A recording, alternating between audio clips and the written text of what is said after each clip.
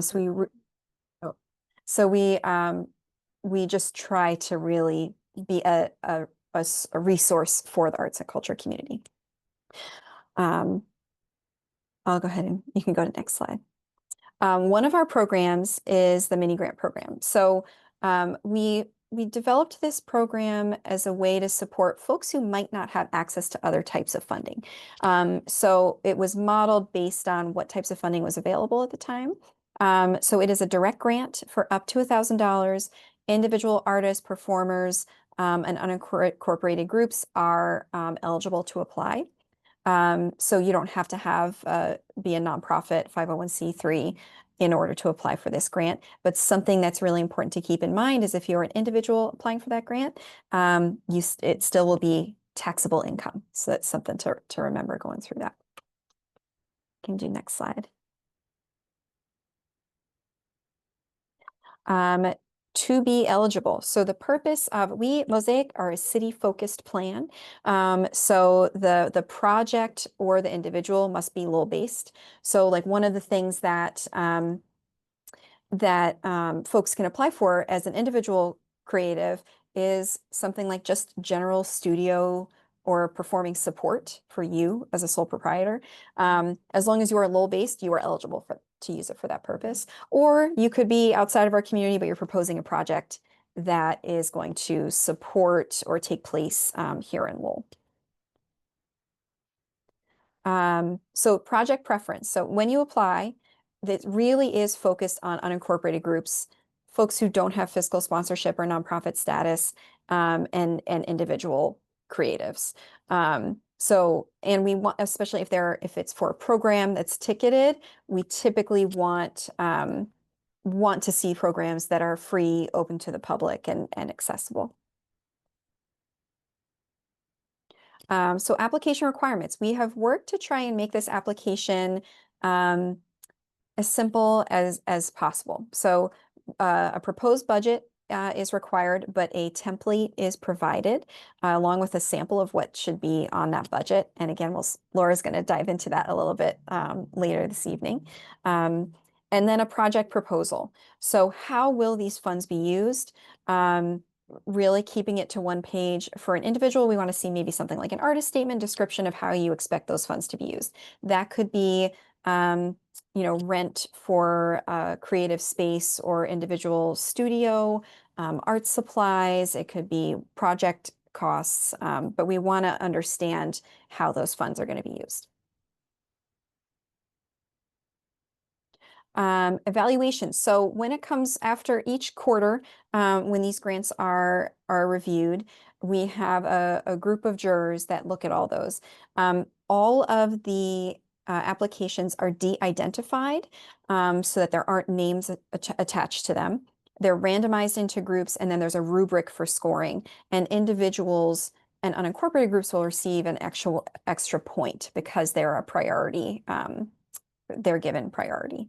So then we look at that rubric, and basically whoever scored the highest, those are the folks that get a grant for that cycle.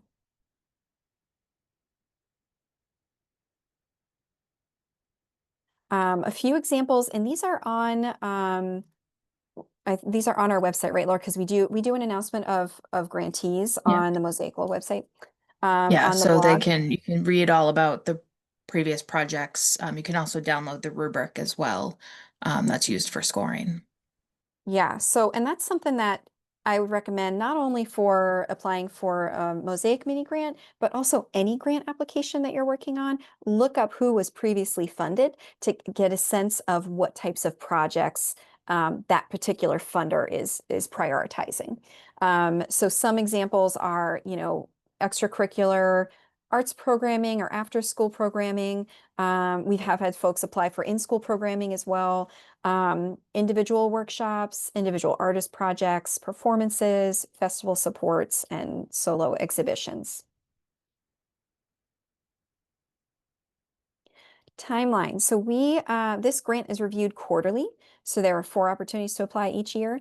And we put some estimated timeframes when you may receive notification and the deadlines here. These are also, all of the guidelines are all outlined on the Mosaic Lowell website.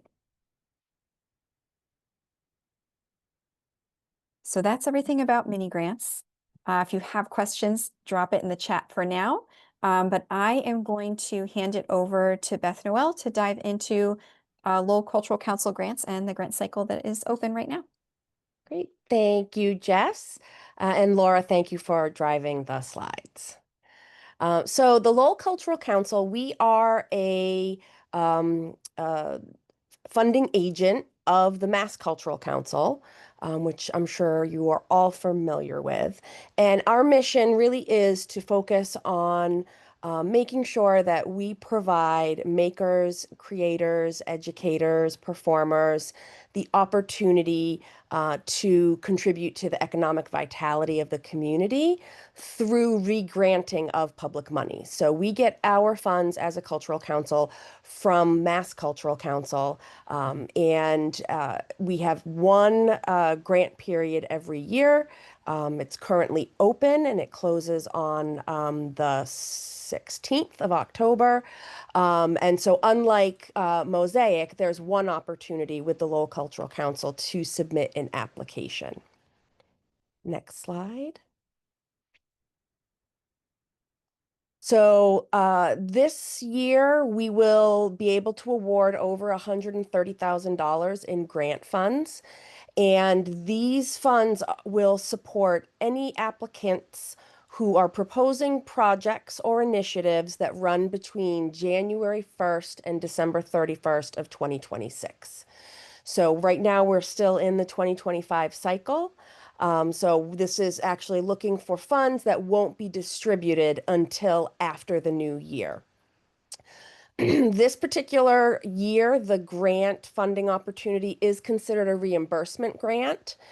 So this is a grant where you as a recipient of the grant funds will need to keep track of your expenditures, fill out some paperwork that we provide, and then you would be reimbursed afterwards once we receive your documentation. In this past fiscal cycle, our grants ranged in dollar amount from $435 all the way up to $10,000. And we awarded over 30 grants in this last cycle, which is quite a few. Next slide. So we also have the benefit of being able to fund individual artists as well. And it's one of the things that the council prides itself on being able to do. And not all of the local cultural councils do fund individual makers. What we do per the requirements of the Mass Cultural Council is we need to identify some funding priorities every year. And we gather this information both from social media and also from the Lowell Folk Festival, where we have a table each celebration weekend. And we ask the community to vote on what types of funding they would like to see. This past year, or this past folk festival, we finished our surveying, and the top three types of programming is what the community indicated they would like to see more of, which is historical and cultural programs, children and youth programs, and then music and musical performance programs. We encourage everyone who has a cultural, a creative, an artistic, or a social science initiative that they think will be meaningful to apply. And we will give out funding to programs that don't fall into one of these three categories.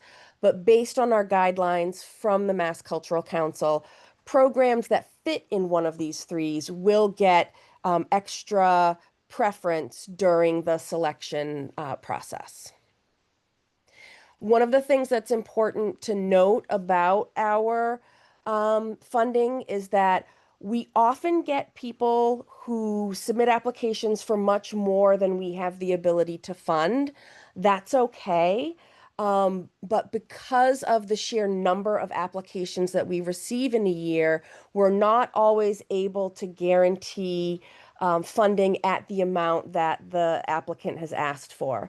So it could be that you're asking for a $12,000 grant, and based on how many applications we've received, we're only going to be able to fund you at 50% of your ask.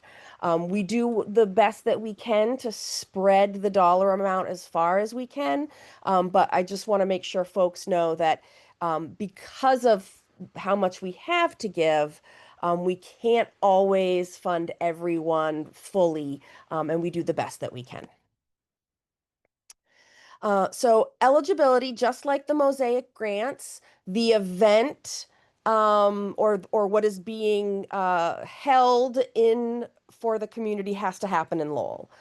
These are funds that are strictly given to Lowell. They are sent to actually the city. The city's finance team holds those funds for us. So we are unable to fund any event that is happening in Dracut or any public art project in Chelmsford. Everything has to happen within the city of Lowell and be for the city of Lowell. You can be a creator, a maker, a performer who does not live here. That's okay, just as long as the initiative is going to benefit the people of our great city. And again, individuals and organizations can apply.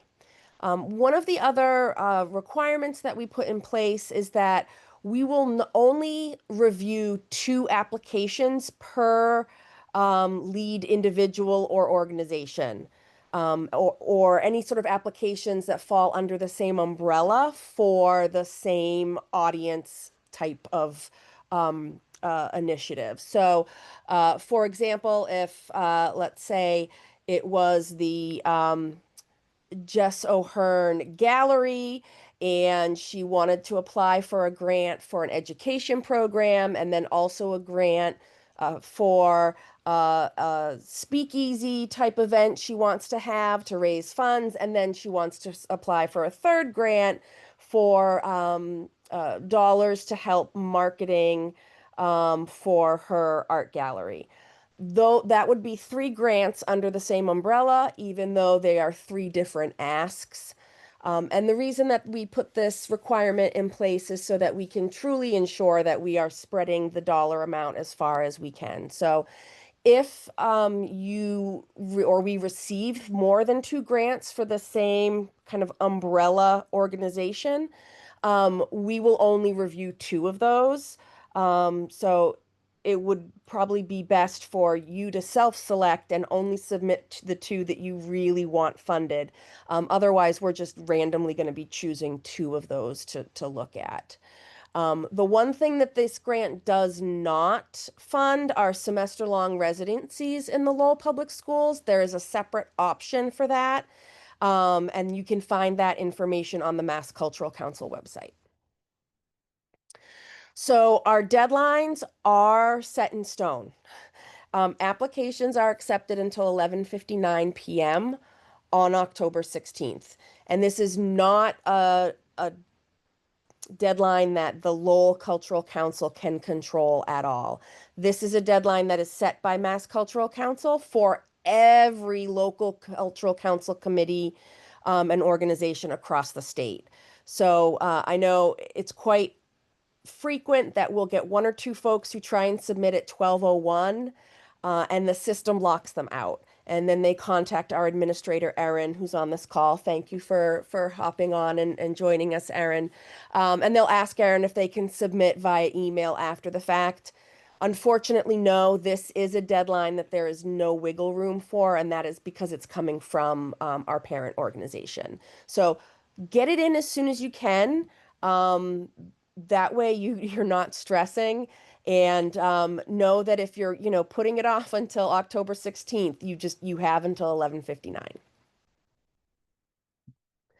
One of the ways that we encourage applicants to think about their application is to really try and think creatively about how to showcase the unique contributions of their initiative, program, or ask, right? Try and be really specific about what makes your particular program stand out. So we get a lot of requests for funding for youth art programs. That's a very common type of request. Because we might get 10 of these in a cycle, if you, as the person who is writing the grant, can really articulate why this particular program for Lowell youth is important and what makes it unique compared to your competitors. And I know we're all nonprofits and, you know, we're not necessarily trying to compete, but you are. If you can highlight what makes you really, really unique, that really helps the council go about evaluating all of the applications, and that will probably help increase your chances of receiving a high score. Um, and the other thing that is really important for the council members is make sure that you are answering the questions on the Mass Cultural Council form about what you will do if you don't get full funding. We like to know who else you're asking for support. It might be that you know you're already going to be getting a mini grant from Mosaic. It might be that you have a private donor who's giving you some funds, or that you're partnering with a venue who is giving you the space in kind. So, providing any information about how you will continue to plan on producing the event or the initiative, even if we can't fund you fully, also is really helpful. And then just make sure that you go through the evaluation criteria, which Laura will be walking us through on the slides, hitting the next button. If you can print that out and make sure that you are ticking off each of those criteria, it just makes it so much easier when it comes time for the council to evaluate. And we'll send the slides after this so folks can print out the Perfect. Thank you, criteria. Laura. Next slide. Great. Here we go. So, how the Cultural Council, the Lowell Cultural Council, does their evaluation is it's all through a blind voting process, and we use a 5-point rubric. And so each council member receives the full application package from the system that you, as the grant requester, submits. And then each of the council members reads through all of the grant materials. Last year, the grant book that we received was 800 pages long. So that can give you an indication of how many grants we have to review in an annual cycle. So each council member reviews those and then votes in a blind process on these 5 areas: project quality, community benefit, budgeting, planning, and leadership. And as a side note, because some of this is federally funded, um, is we need to make sure that things are accessible as well. So although that's not written in as one of the key areas, it is something that we look at. And there is guidance on the online form for indicating that you are going to be using accessible materials, accessible spaces, etc. So we'll go into each of these now. For quality of project, each of these areas, each grant can receive up to 5 points per grant. So if a reviewer loves absolutely everything about the application, that application can receive a maximum of 25 points per council member. So for quality of project, is this unique and creative? Is it something that has been happening for a very long time in the city, or is this new, and is it really addressing a new issue, or is it speaking to a new immigrant population and providing them with some sort of cultural support? That's one of the ways that we look at evaluating quality. Is the focus of the project well defined? You know, what is the main goal of the project?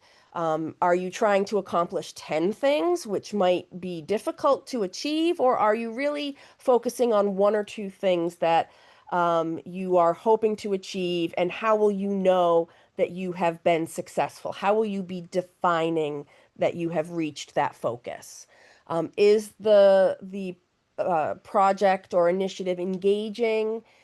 Is it collaborative? Are you pulling in other experts from within the city? Are you using somebody from UMass Lowell or from Mosaic or from Western Avenue Studios to assist with the project? And then how really does this enhance the cultural life of the city? How does this benefit the residents? And the other thing is, where will the project take place? And please include any dates and times. When we get as many applications as we do, if we see that the application is really good, but there's no venue, and you don't know when you're going to hold the event, it makes it easier for us to not apply full scoring, because there are 10 other applications that might be similar to yours, and they already have a venue lined up and they have dates and times already considered. Okay, next. Community benefit. How well does the project serve the residents of Lowell?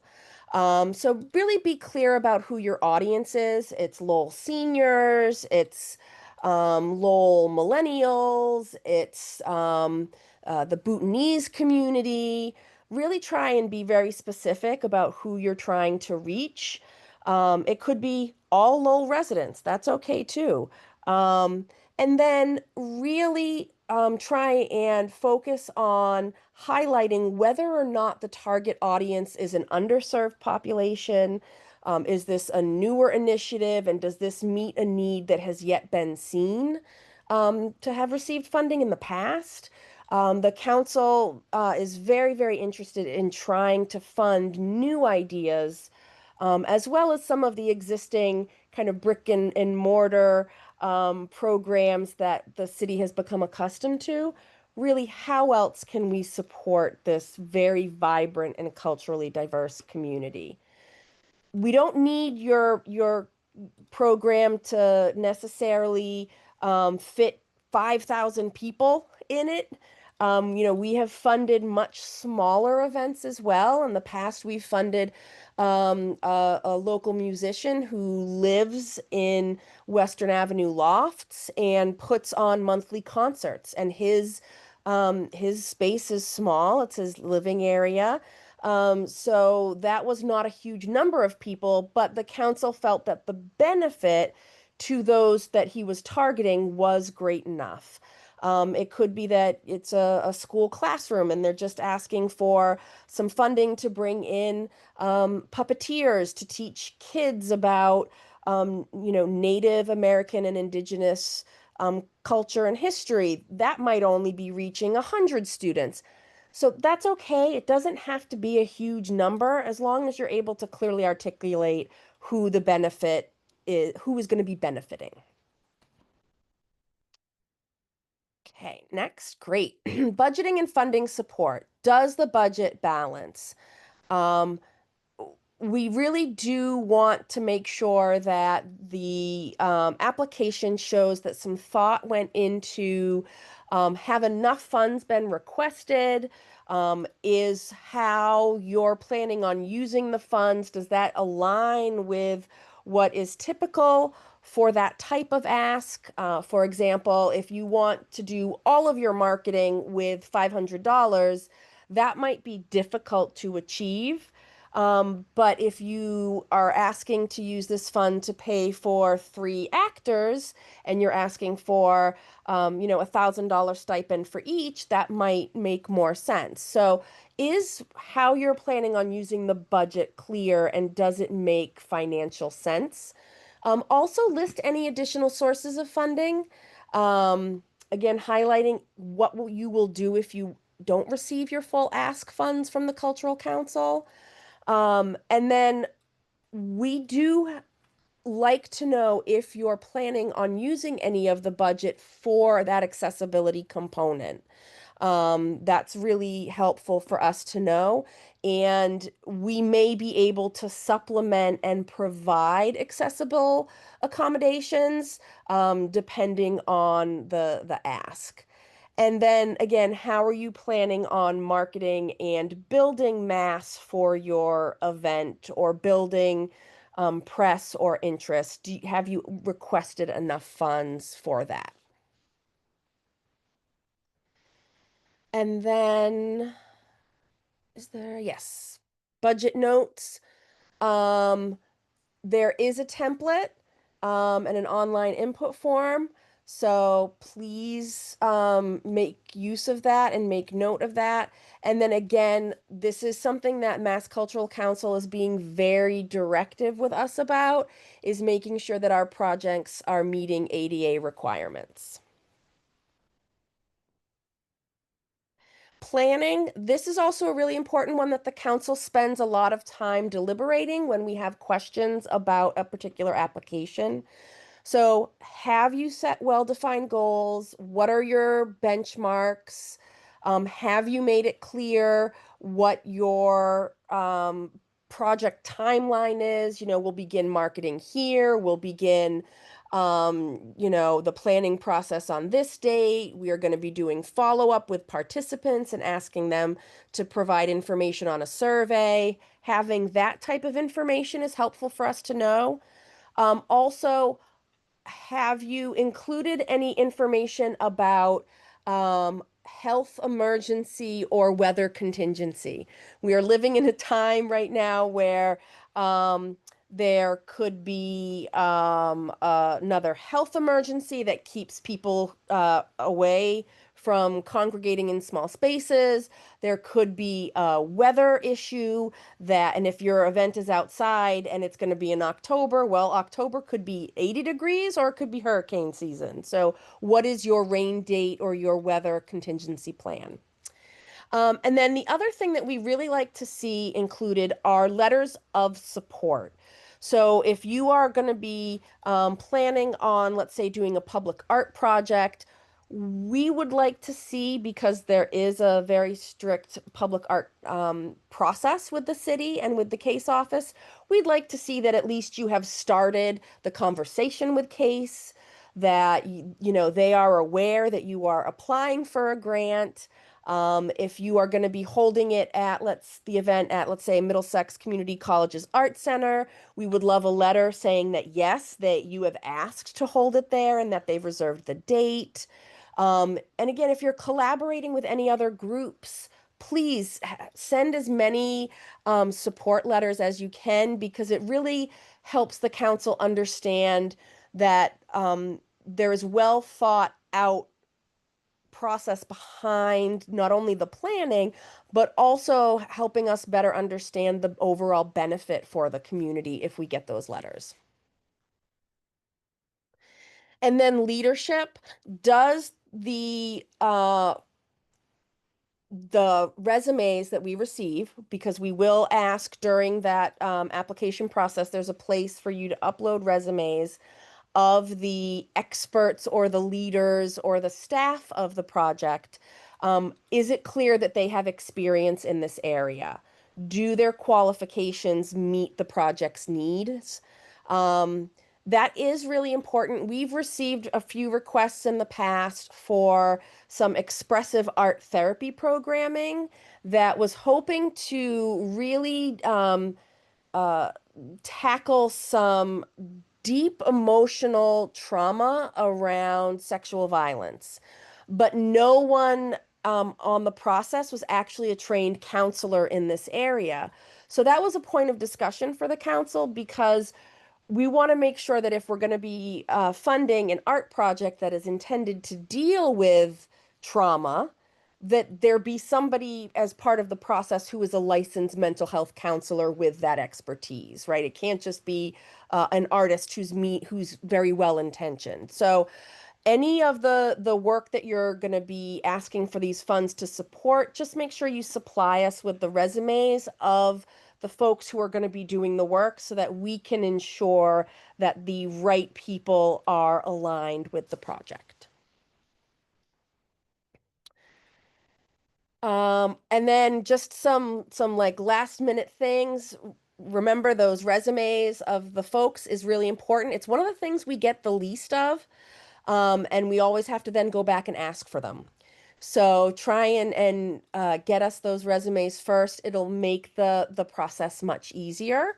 those written letters of support from your partners, written letters from venues, and then what are your contingency plans in case of another health crisis or weather emergency, and then outlining any ADA requirements.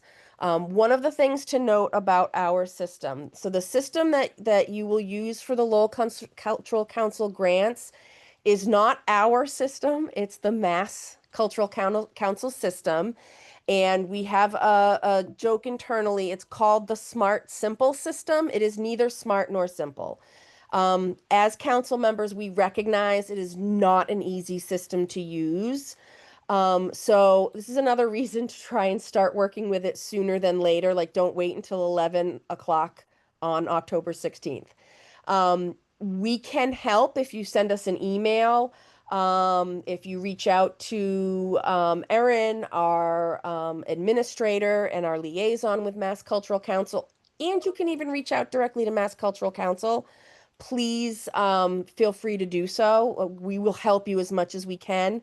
One of the pieces that is challenging within that system is that it only allows a certain number of pages for attachments.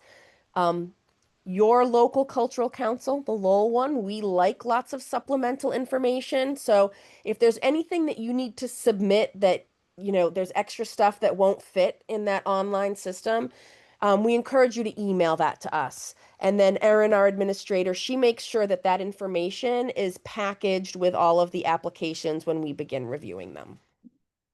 Beth, it's also want to make sure to note that you can go in and start an application and save Yeah. it and come back days later. So also another reason to maybe start early. You can see all the questions, start putting your ideas in, and take as much time as you want up until the deadline. Absolutely. Yes, Laura, thank you so much. You have to create an account in order to use the system. So by doing that, you then have a login. And again, as Laura said, you can go in, you can, fill out the 5 first questions that you have answers to, the who, what, where, when. And then you can take more time to go through the rest of the questions and think about what you might need or gather what you need. So great point, Laura. As I mentioned, that there is a process for public art projects, and I'm sure if anyone has questions specific to this, Peter from Case is on the call, and during the Q&A, I'm sure he'd be willing to answer them. But we will fund, as the Lowell Cultural Council, public art projects, but we do need to make sure that there's written permission from the owners of the property where the art is going to be going, that there is the intention of applying for a permit with the city of Lowell. If there's a desire for this public art to be within our historic district, that we then need to get letters of support from the National Park and from the Historic Board, or both of them. And then if it's going to be a public art project that's permanent, we need to have a maintenance plan. So how will you maintain that? For example, one of the many beautiful murals we now have around the city, if that's going to be intentional, what weather resistant paints are you using? What is your plan for cleaning it? Or if it's a sculpture, how will you be removing bird doo-doo and weather effects over the years? And then if it's a temporary installation, the installation and removal plan. Peter, would you like to answer a question or correct me now? No, not correcting you, Beth, but just real quick. Thank you for mentioning the historic district and the National Historic Park. Also, to encourage, I mean, entirely up to the Cultural Council, but do encourage folks to also go through CASE in terms of seeking those Yes. letters of support. Sometimes we can help facilitate that with folks as well. So, and I know sometimes engaging with the historic board or the park service can be daunting. So if you have questions about that, do feel free to reach out to us directly. Yeah, absolutely. And I mean, Case is absolutely wonderful and they love public art. I mean, the amount of public art that they have spearheaded, particularly recently, alongside of Mosaic, is fantastic. So if you have an idea for public art and you want funding, please feel free to submit an application and then connect with Case, sorry. Well, thank you. All right. Yeah, I So, figured after all of that, there might be some initial questions. I know there was one person at least that had a specific question for the Cultural Council grant Yeah. before I go jump into budgeting. I I don't mind to read that one from the chat. There were two questions, but one oh, I don't know. Fox, did you want to? Either way. Okay, go ahead. You can go ahead. Okay. So my building is missing, I think, a couple of features to make it fully ADA approved. There's no button for like the side door for okay. wheelchair access. There is a Mhm. stepless entrance, like there's a hallway and people can get in. We've tested it, it works, but I don't think it officially meets all the requirements to get like signed off on that. Okay. Would that Where, mean that in my space, I can't qualify? Like if I want to throw an event inside my space or have a project inside my space for the public, that I can't qualify for federal funding because I'm not ADA compliant. okay, first question. What is this, a newer building or is this like an old mill building? It's the Market Gallery building. It's historical. Okay. So as long as you can in fact get a wheelchair through, then it doesn't necessarily need to have the automatic door.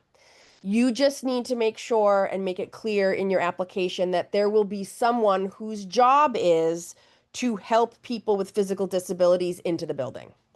Does that make Awesome. sense? Yep, we Yeah, already do that. so Cool. yeah, so just make sure that that's clear. Lowell is a beautiful, wonderful old city with all kinds of great spaces that we are starting to reuse and revitalize, and it makes accessibility a huge challenge. So yeah, as long as there's somebody there who can assist to, open and hold the door for them, and a wheelchair can fit through, a standard sized wheelchair, then just make note of that, and we will consider that to be accessible because you've made a commitment that someone will be there to help. Okay, thank you very much.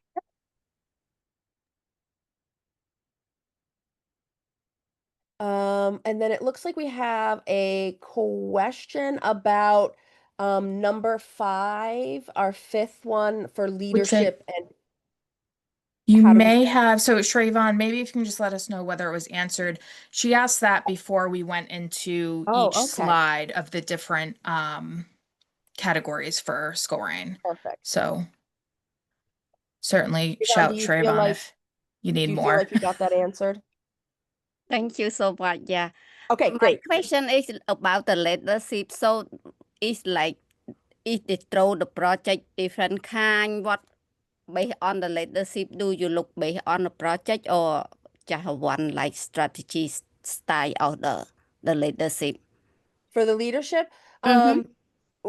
really just highlighting the areas of expertise for the main number of folks who are kind of overseeing or leading the project. So, and we say a resume. I think the council would be fine. It does, it doesn't have to be like an amazing, like I'm applying for a job type of resume. We of course will accept those, but as long as it's clear that the people who are involved with the project have a documented success of either doing this work, or they're passionate about this work, or they've studied this for 30 years, just so that can be demonstrated, so that we feel confident that the council funds are going to be used for a project that is going to be well thought out and appropriate for the community. Again, Does no, that Beth, help? I've received a few cultural council grants and my resume does not speak to my event planning. So in the past I've, included the resume, but also like a little brief description of like what other things or like the other Yep. people that are working with me talk to that because, by day they're an accountant, but Right. they've also done all this other stuff. And Yes, pets, pet you can photo certainly bomb. list your pets. This is Maxwell. Come on, Max. All right. So I'm going to jump into the budgeting overview. If there are other questions, people feel free to put them in the chat, and then we'll have some time after this as well. So getting ready to pull together your project budget. First and foremost, to look at the budget templates. So both Mosaic Lowell and Lowell Cultural Council do provide templates. The great thing is that when we were putting together our mini grant program, knowing that the Cultural Council and the Mosaic mini grants would be two big funding sources for individual creatives, we based our template on the Mass Cultural Council, Local Cultural Council template. So they're very similar, slight differences, but that will give you an idea of what those are looking for. And then you want to sit down and think about your costs. This may be hard or it may be easy, depending on if this is something new that you're doing, if you're used to budgeting. But you need to think both about what does your event need to actually happen and what's ideal, right? And I say that what's ideal because you've got your pie in the sky. This is what I would really love to do. I want to have 10 bands playing at my festival, including Taylor Swift. But your event needs a stage, police detail, street closure, special event permits. And when it comes down to it, you're probably not going to get the funding you need to bring T Swift. But then you can talk about in your grant proposal, here's what I would do to change, right? Like if I'm not getting all the funding I need, I'm going to cut T Swift from the agenda and I'll bring the party band or whatever it is. And how are you going to adjust your programming? Who do you need or want to pay? We're big proponents at Mosaic of paying creatives. So some of those things you may need to pay, right? So you need to pay your police officers. You may need to pay your fire detail if you need a fire detail. You probably really want to pay all of your performers, but also we have some really wonderful community-based performers who just love to perform and may be willing to come, and perform at a reduced fee. But you should outline all of that. What other funding do you either have or you're applying for? And all of these costs, if you can't get them exact, they should at least be reasonable. When it comes to some of those city detail costs, the case office, I'm sure Peter's going to love everyone calling them, just kidding. But getting a sense of, if you've never done a large scale event, you may not know what a police detail costs or what street closure costs, and getting some ballparks of what that would be is going to be really important. Because you don't really want to have a budget that comes across that says you're going to close a street, and you're going to have this huge festival for 10,000 people and your public safety budget is $500, because that's not going to get you anywhere. Okay.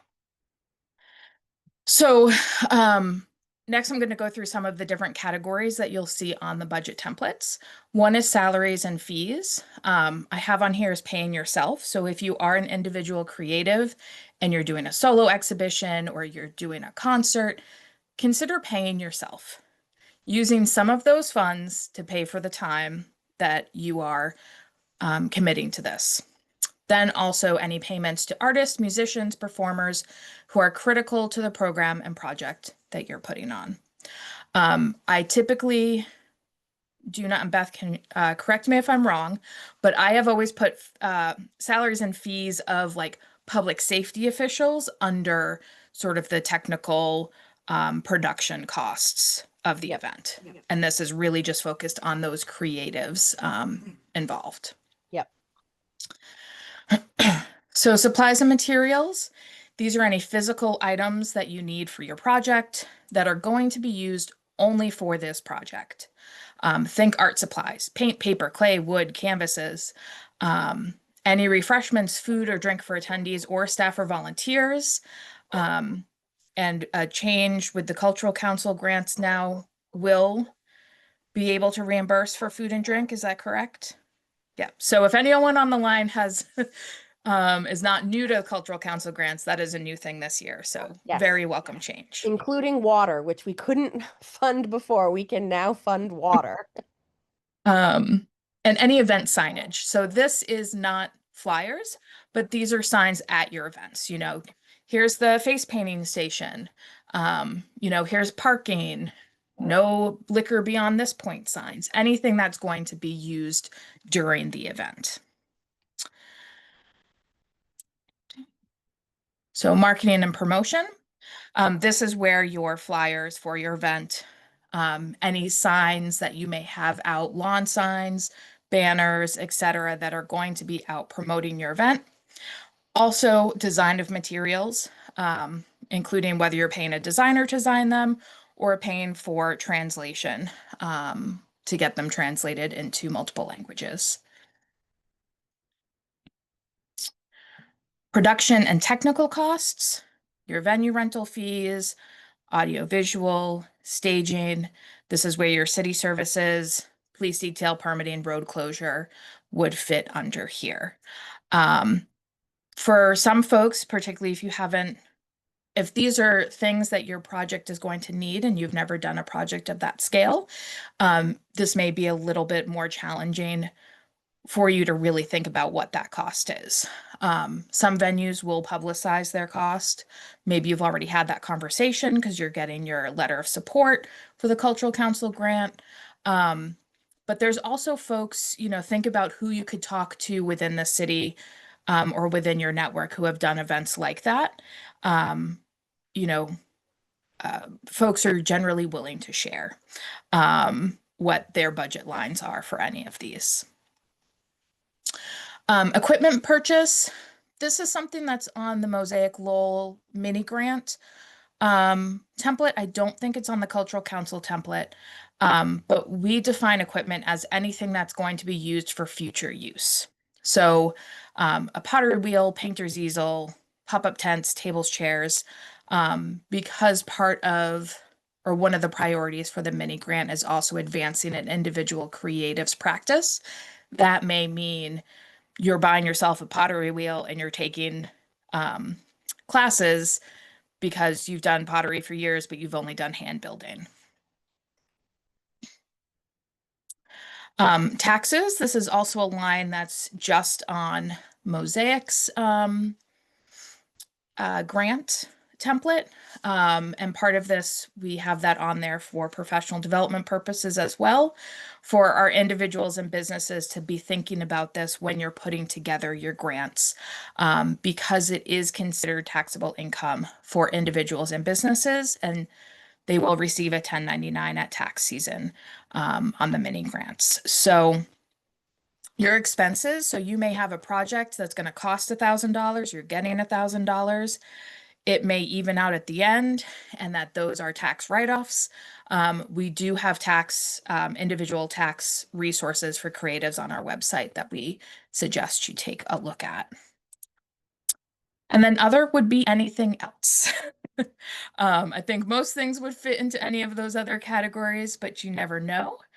And then I stuck in here a little snapshot from a Mass Cultural Council application to showcase. We also have, you can download a budget template on Mosaic's site as well, which also asks for the income side, as I think this does as well. But this sort of shows production, technical, salaries, fees, and then you can have a description. So if you know particularly what those costs are, you'll also notice under production technical, putting that includes an ADA porta potty, since that is a priority on those grants. And you'll also notice that there is a line on the Cultural Council budget specifically for ensuring access. Like this particular cost is for an ASL interpreter. Okay. know I saw a bunch of questions pop in here. Oh, Peter said they call Roberto. Yep, Roberto's great at estimating costs. And then Laura, I just put in the chat, if you're new to this stuff, like that's a-okay, and leverage AI. Yeah. You can get pretty specific.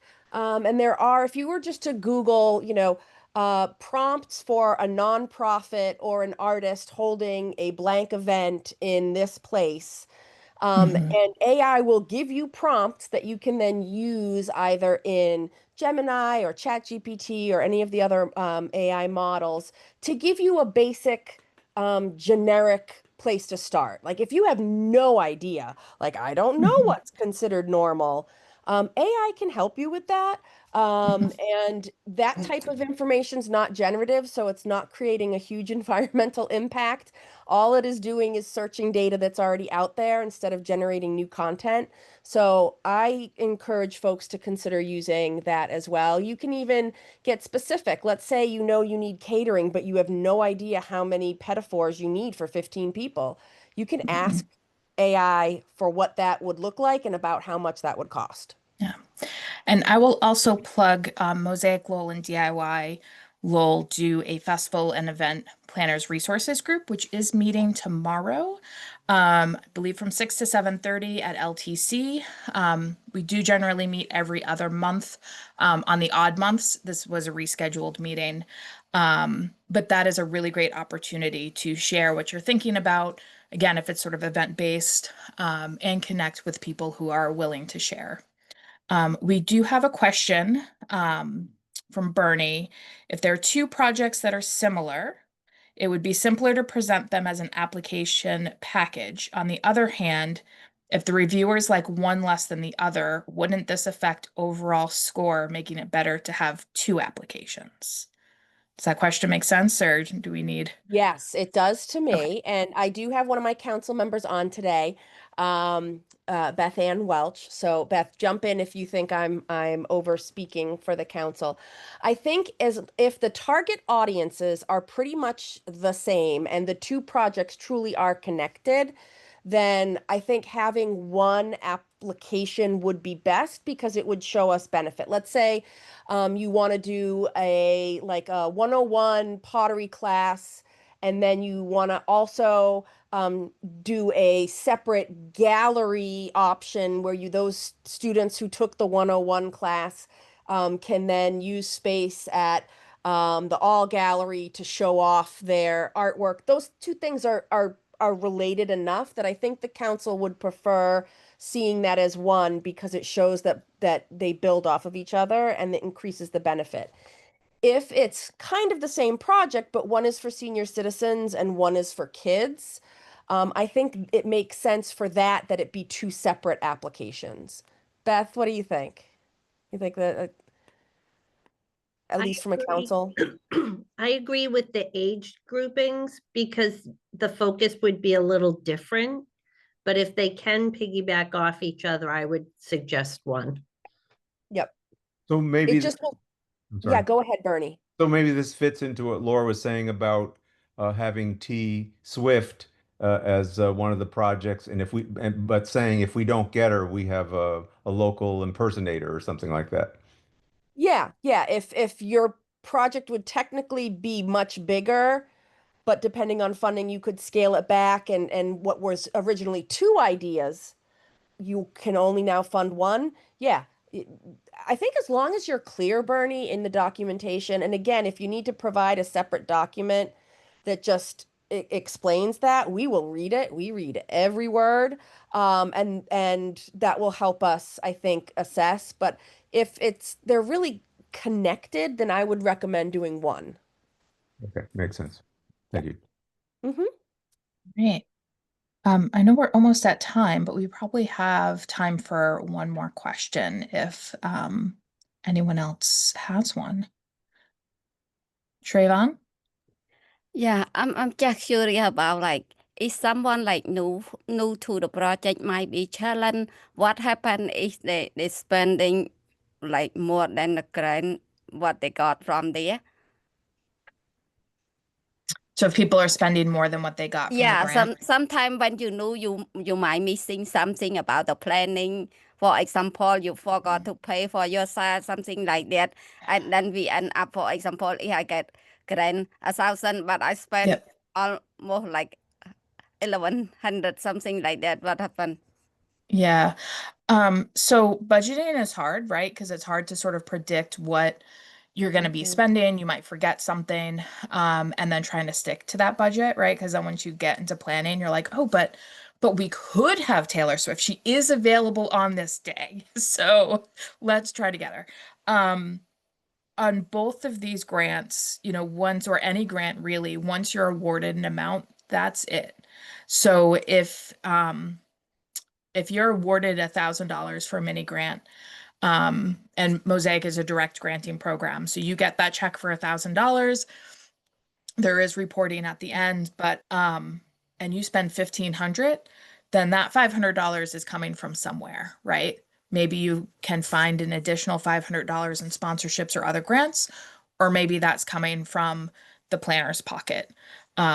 Because in both of these cases, and I don't think I've ever seen a grant project where you can go back and say, well, just kidding.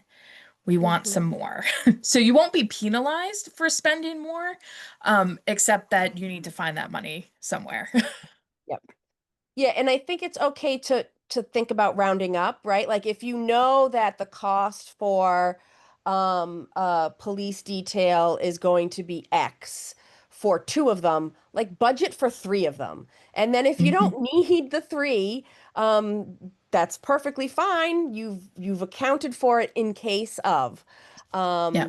That would be my that you pad everything. If you think you can print the flyers to promote your event for $200 from Owl Stamp, ask for $250 because ink might be going up in price because of tariffs and paper might be going up. So I would try and build in a little cushion on some of those line items.